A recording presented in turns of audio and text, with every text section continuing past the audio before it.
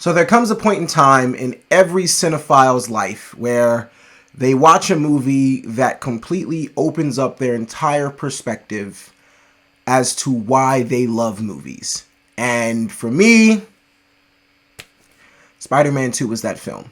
At the age of, this came out in 2004, so I was, 6? By the time this movie came out? Yeah, I was 6 by the time this movie came out. And it was a staple in my movie-loving, movie-watching career, if that's what you want to call it, whatever. Because this was the very first movie I have ever cried to.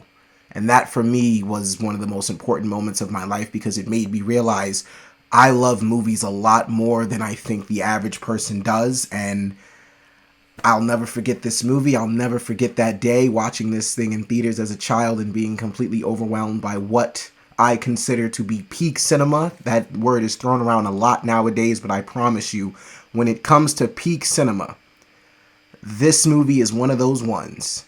And ladies and gentlemen, I am so glad that they re-released this thing in theaters so I get to experience this thing again 20 years later. But without further ado, ladies and gentlemen, this is Spider-Man 2.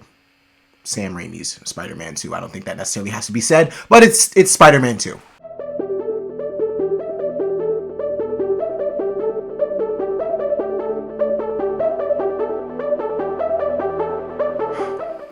Hey guys, it's your guy in the chair here, and look, this is my review of Spider-Man 2, but this won't necessarily be a review of my typical sense where I'm just talking about what I liked and what I didn't like about a movie, because there is nothing I don't like about this movie. This is one of the movies that I deem to be perfect. This is one of the greatest movies of all time, in my opinion, and I am just going to sit here for however long and talk about how absolutely translucent, magnificent, amazing, revolutionary, and any other word that I can think of that relates to those four. And I'm going to sit here and just talk about how life-changing this movie was for me as a child at 6, and literally to this moment of time that I am in now in my life, being 26, 20 years later, how this movie still impacts me, how this movie still motivates me, inspires me, how it still makes me cry, how it still has the same impact it had on me as a kid, how every single scene, every single frame, every single line, every single action sequence,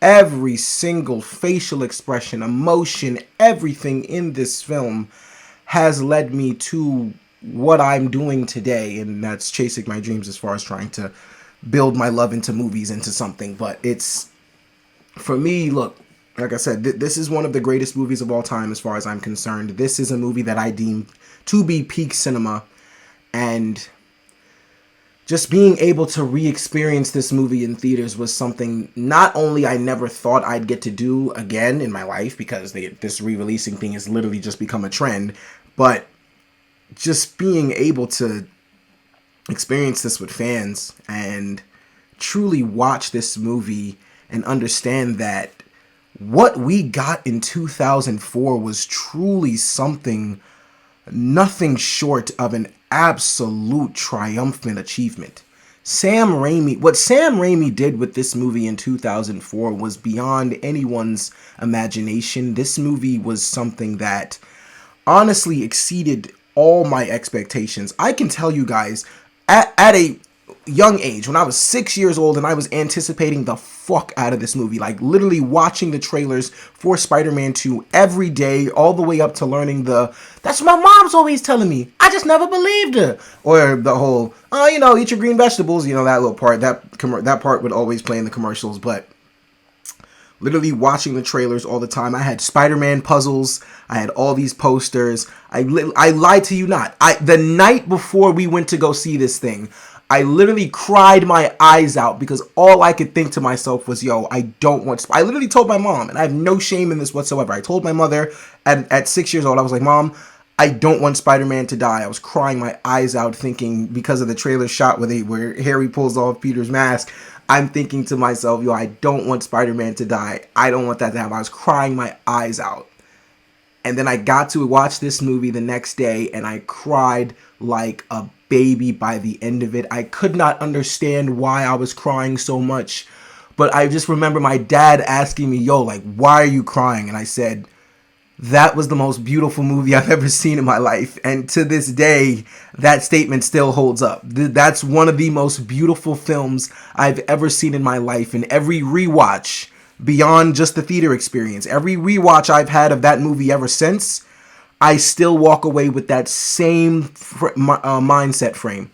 It's one of the most beautiful films I have ever seen in my life, and there's so much in this movie to appreciate, like especially just the character development, the storytelling, the way that Peter's just pain and his life and his issues are all being highlighted while he's trying to be Spider-Man. He's trying to be this hero. He's trying to juggle so many different things. He's trying to juggle his love life, his school, his job, he's just completely broke. He's literally trying to keep it all together while being Spider-Man, and all of that is highlighted in this film so perfectly. I mean, the first half, or maybe like the first, yeah, I'll probably keep it at the first half. The first half of this movie is just Peter being down bad in the most ridiculous ways, and it only gets worse.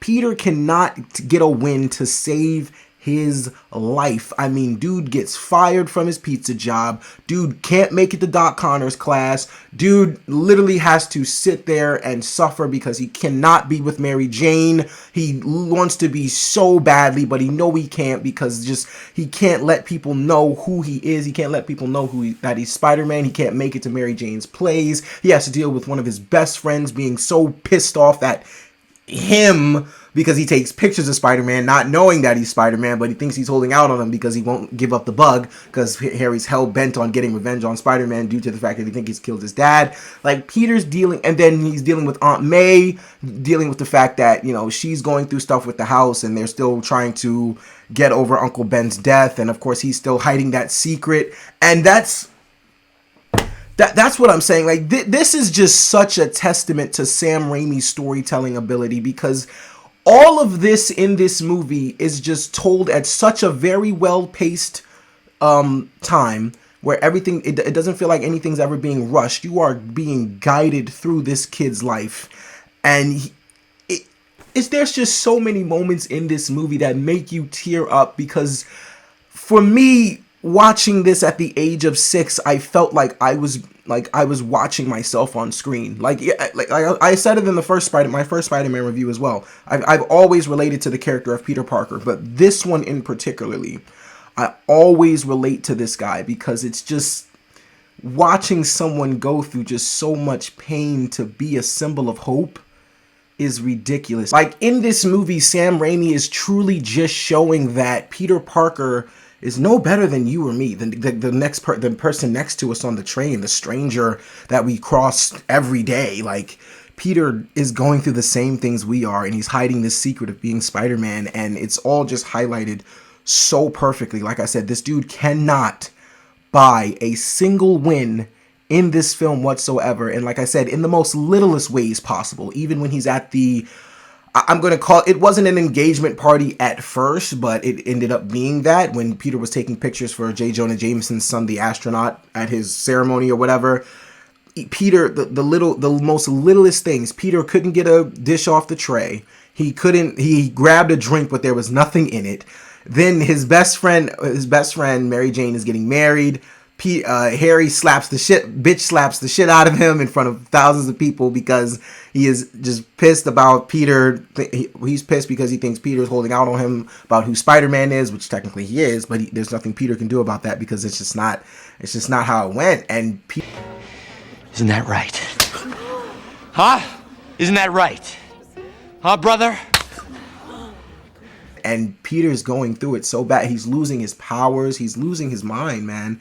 And then, even after the fact, once he, takes a break from being Spider-Man for a little bit, he has to end up telling Aunt May about what occurred that night with Uncle Ben. And even that's just a very heartbreaking, gut-wrenching thing to do. Like, there's so much in this movie that is to be appreciated character development-wise. And the reason that this movie is truly one of the greatest, not just comic book movies of all time, but movies of all time, is because this, for me, at least was one of the very first superhero films that truly had so many layers to it, truly revealing what it actually meant to take on the symbol of Spider-Man, to truly put that mask on and take the responsibility that it takes to be Spider-Man. It was all highlighted in this movie, and I get that in every single rewatch. Even as a child, if you ask a lot of people what their favorite scenes are in this film, a lot of people will point out the action sequences. Some people will point out the go get him tiger at the end, which that's definitely one of mine.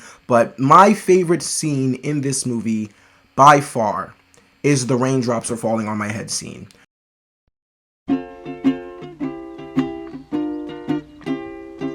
Raindrops keep falling on my head, and just like the guy whose feet are too big for his bed, nothing seems to fit. Those raindrops are falling on my head, they keep falling. So I just did me some talking to the sun. I saw myself, the clumsy nerd who's just passing life by thinking everything's all right now that he's taking this break. He's got a new light on life, if that's what the saying is. But that's always been one of my favorite scenes in this movie because it just highlights some resemblance between me and Peter Parker that I felt like I've always had with that character. And beyond that, a lot of people will say that their favorite villain in Sam Raimi's trilogy is Green Goblin, William Dafoe, which I have no issue with that whatsoever. But for me personally, all of my favorite everything about this trilogy comes from this movie here. This movie has my favorite villain, Doc Ock. Alfred Molina as Doc Ock is easily one of my favorite villains, and it's all because of that first meeting between him and Peter. The first meeting between him and Peter, which is really the heartbeat of their relationship, is only 5 minutes, if that. Sam Raimi had 5 minutes of screen time to build a relationship between these two that would last an entire movie and give it its heartbeat between these two's relationship, and he did an incredible job. Like, I never even realized, like, until I watched No Way Home, like, these two only, like, as many times as I've seen this movie, which is probably well over 1,000, every time these two met, it was literally only for 5 minutes. And in No Way Home, when these two saw each other again, I literally realized 5 minutes of screen time in this film between these two without their costumes on, literally built for a moment like that, where they could meet so many years later and their relationship still holds up more than William Dafoe's Green Goblin and Peter, because while they did have a very good relationship as well, it was nothing like Alfred Molina's Doc Ock, Dr. Octopus, Otto Octavius, whatever name you want to go with, Science Squid, Doctor Strange, whatever, it's taken, but that's one of the names they tried to give him. But it's just the relationship between those two was so strong in this movie. That's why they picked those two to be the, relationship and the heartbeat, or the ones that make your heartstrings go crazy in No Way Home. That's why they picked that relationship, because that was easily the strongest relationship made in this trilogy here. There was so much heart put into the relationship of Doc Ock and Spider-Man, and the action sequences. The action sequences between these two hold up tremendously. I mean, it goes, and it's the little things too. That's one thing I absolutely adore about this movie, because it's a lot of the little things that you notice that emphasize everything this movie is trying to prove. I'll stick with the action sequences before I go to some of the other stuff. But the action sequences, as far as like Peter's screams.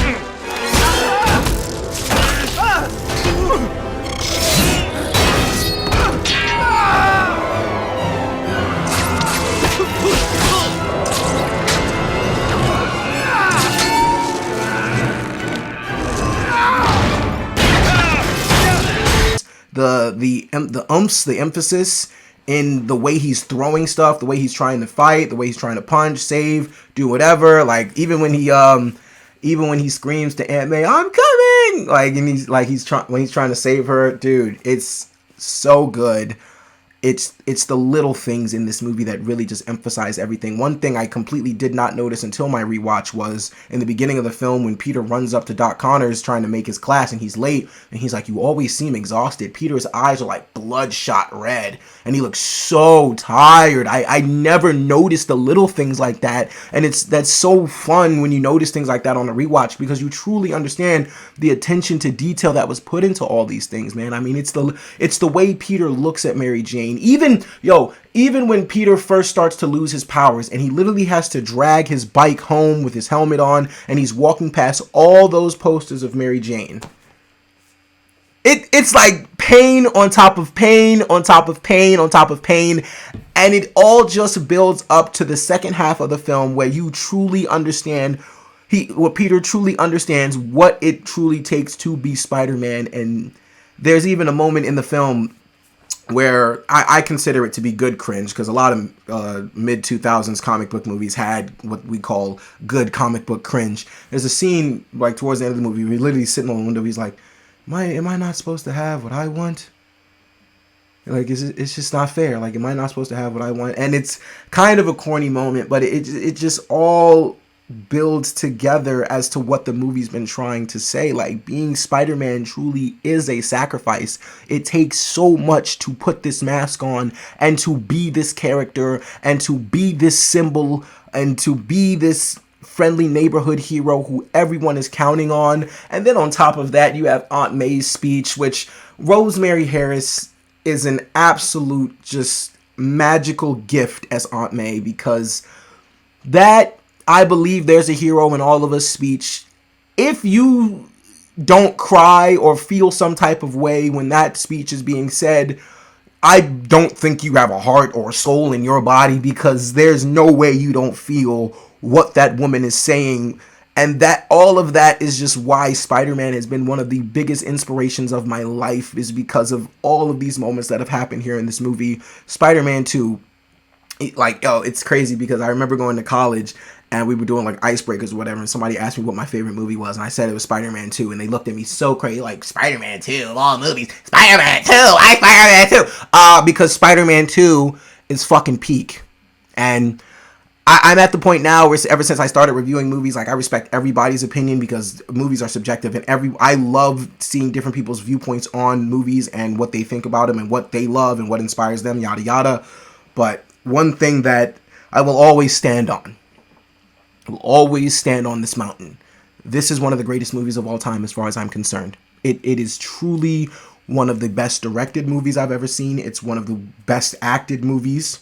Truly Tobey Maguire. Now look, there are great acting performances, but as for one that continuously hits me every time I turn this movie on, what Tobey Maguire did in this movie should never be disrespected, unappreciated, just whatever. Like, this performance that Tobey Maguire pulled off in Spider-Man 2 is something to be appreciated for years and years to come. I'm talking about Hall of Fame type comic book performances, up there with Logan, Hugh Jackman in Logan, up there with honestly Robert Downey Jr.'s Iron Man. I mean, Tobey Maguire was one of the first to pull off a performance like this. Tobey Maguire was one of the first to ever pull off a performance that had so many layers to a character beyond just putting on a costume, having fun, and just being that character. This truly gave us a humanized look at Peter Parker and just how much sacrifice and pain and just absolute gut-wrenchingly terrible feelings and things you have to go through every day to just be Spider-Man. Like, a lot of people, like, one thing, like, I loved how, like, this movie truly answers the question, because a lot of us will always wonder what it's like to have superpowers, what we would do, what we could possibly, like, would we be a hero or a villain, but it never emphasizes the wear and tear. Like, the questions like that never emphasize the wear and tear of what it actually takes to be that hero, to actually have a regular life and be late on rent and have the Rent?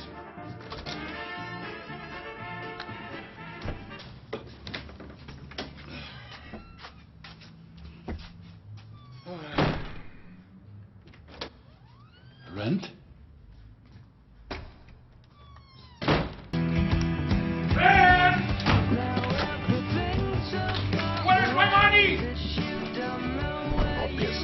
shout out to Mr. Dickovich. I believe, yeah, Mr. Dickovich. Rent. Like, that's my guy for sure. But it's just, I love how this movie humanizes Peter Parker and truly shows us what it's actually like to have responsibilities as this. I mean, this movie is truly a testament to, with great power comes great responsibility. And Sam Raimi was in his bag the entire movie.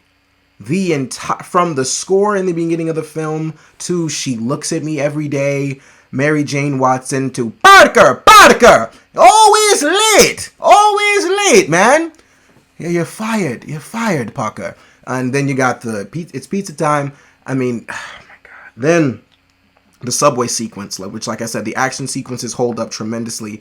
But one thing about the subway sequence that I'll never truly forget is not only Peter truly trying to hold that fucking train together, but on top of that, when the people on the train see his face and you get he's just a kid, no older than my son. I mean,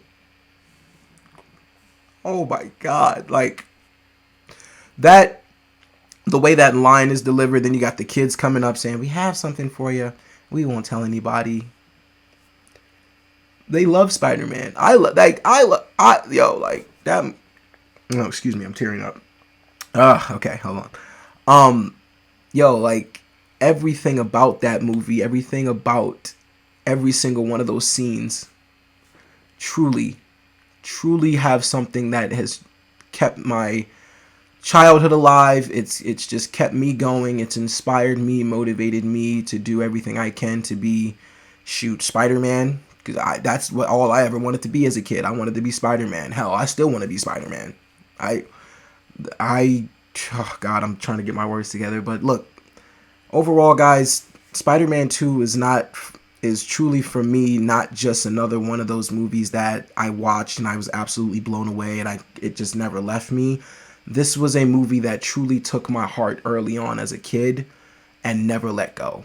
This is truly one of my other heartbeats. I probably say, as far as movies go, as much as I love them, there are only a certain amount of movies that I could consider my heartbeat, and this Spider-Man 2 is easily one of my heartbeats. It's one of the closest movies to my heart. It is a movie that truly opened my eyes to how much I love movies, how much I love cinema, how much I absolutely love storytelling. This movie opened my eyes to it all, and to wrap it all up in a perfect bow, the final line of this film, the "Go Get 'em, Tiger," is the line that brought me to complete tears at 6 years old. That is when I knew I truly loved movies more than anything in this world. And I can't thank Sam Raimi enough. I can't thank Tobey Maguire enough. Can't thank Rosemary Harris enough. Kirsten Dunst, James Franco, J.K. Simmons. I wanted to call him J. Jonah Jameson. And shout out to J. Jonah Jameson in this movie, because every single scene that he's in, he makes sure he is the star of it all. I mean, then you got the food food poisoning sweeps city. There's food poisoning. I'm a little nauseous. Yeah, it's just yo, J.K. Simmons. Shout out to him. Alfred Molina as Doc Ock. And then you got so many great cameos. Joel McHale as the banker. There are great cameos in this movie too. I don't know who the guy is on the elevator with Peter. I know he's been in some shit too. I don't think that's Patrick Dempsey. It kind of looks like Patrick Dempsey, but it might be Patrick Dempsey. I'm not 100% sure on that one, but the guy on the elevator, I know that's a cameo too. I really wish we would have got the scene in the rewatch where J. Jonah Jameson puts on the Spider-Man costume, but because that would have just been absolutely perfect. But either way, this rewatch was something that I truly needed, truly loved every second of it. And I mean, I guess I can give this movie a rating, but I mean, it's the same rating I gave Across the Spider-Verse. For all those reasons and so many more, guys, Spider-Man 2 is absolute perfection. Okay, guys, so Spider-Man 2. Have you seen it? What did you think about it? Please, if you have not seen this movie for whatever reason, go do so. Just please watch Spider-Man 2. If there is one movie I would recommend in your lifetime to ever go see from me, well, it'd probably be Across the Spider-Verse and Spider-Man 2, but it's just Spider-Man in general. Watch it because it's fucking amazing, and thank you guys so much. I really do appreciate it. Be sure to like, share, subscribe, all that good stuff, and so much more. Look, this is your guy in the chair. more content coming to you soon.